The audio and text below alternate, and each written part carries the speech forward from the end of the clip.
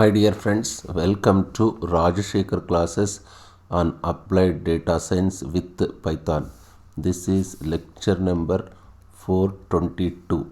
In this lecture, we will try to understand train and runtime complexity.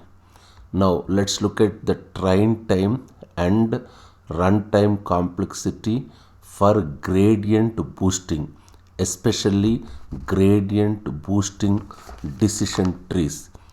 The train time, the time it takes to train a model, we saw that for a simple decision tree, it is order of n log n into d. D is the number of features. What is this? This is the time complexity to train one decision tree. Now, if you have m decision trees where m is number of base learners, this becomes order of n log n d into capital M. Total time complexity to train your gradient boosting. But remember, we saw for random forest, we saw a given data set capital D. I just need to generate random data sets D1, D2, so on dk, and on each of them I could train a model or decision tree on different core. We saw that random forest was trivially parallelizable. Unfortunately, GBDTs are not easy to parallelize. There are some ways to parallelize them, but it is not as trivial, as simple like random forest. They are not very easy to parallelize because look at its very serial algorithm. Because what you do, you have one stage. The way it works in GBDT is you have stage 0. Using the stage 0, at the end of stage 0, you get new data set, data 1 for first stage. Here you have train model in stage 1. Stage 0 gives you model 0. Stage 1 gives you model 1. At the end of this, you will get data for stage 2. On top of this, you train a model for stage 2 and you return capital M2. All this happens sequentially. That is important. You can't do stage 2 till the time you have done stage 1, because at the end of stage 0, by using pseudo residuals, you get data 1. Without data 1, you can't go to stage 1. It's very sequential, step by step process, unlike random forest, where M1 could be trained on D1. In the case of random forest, what happens?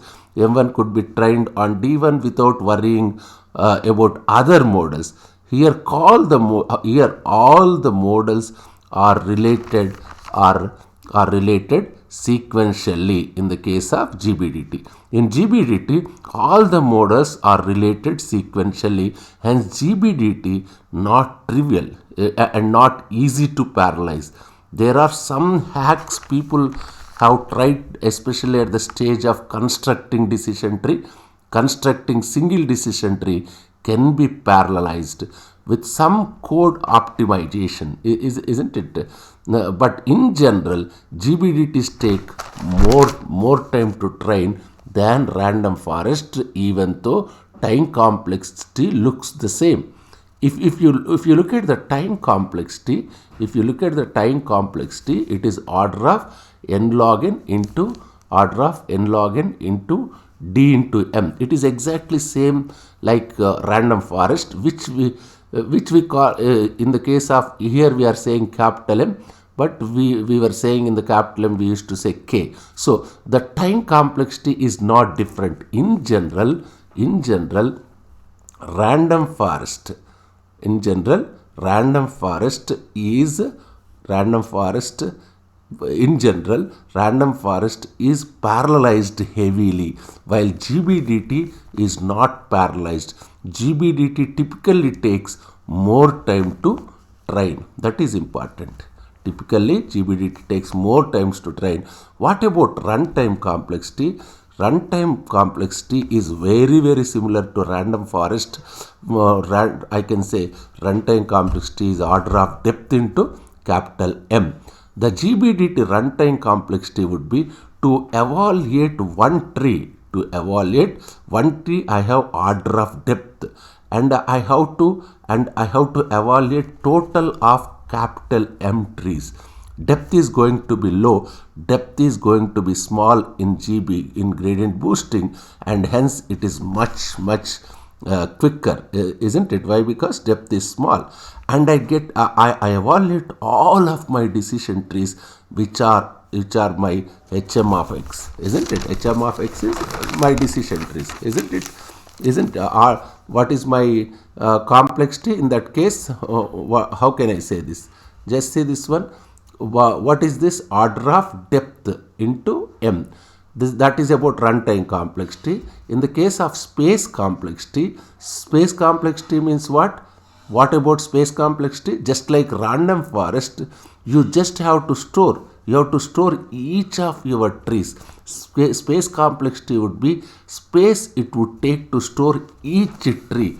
Order of store each tree plus gamma m, where gamma m means what? There are m such gamma m's. In random forest, we just had this component. Which component?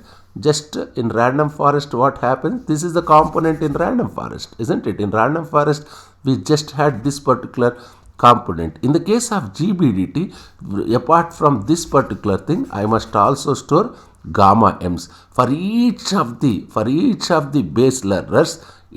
For each of the base learners, I will get gamma m's, isn't it? It's not a huge different. It is not huge difference, by the way, it is not huge difference, by the way, from the implementation point of view. This is fairly okay, but GBDT runtime is very interesting because your depth is small. You can actually run GBDTs is in low latency applications, because I just have to evaluate when depth is small. Let's assume depth equal to 3, and I say I have capital M equal to 200 trees. That's great. Trees are nothing but if-else statements. You can find it in programming languages like C, C++. So GBDTs are extensively used at internet companies. I have seen a lot of internet companies from Amazon, Google, Facebook, especially in the case of low latency applications. You can choose low latency applications, isn't it? You can choose loss function that is differentiable. That's one of the most unique property of GBDTs, which makes it as favorite algorithm for lots of people, especially in internet companies. Just go through this lecture. If you have any difficulty, please keep a comment. Thank you very much.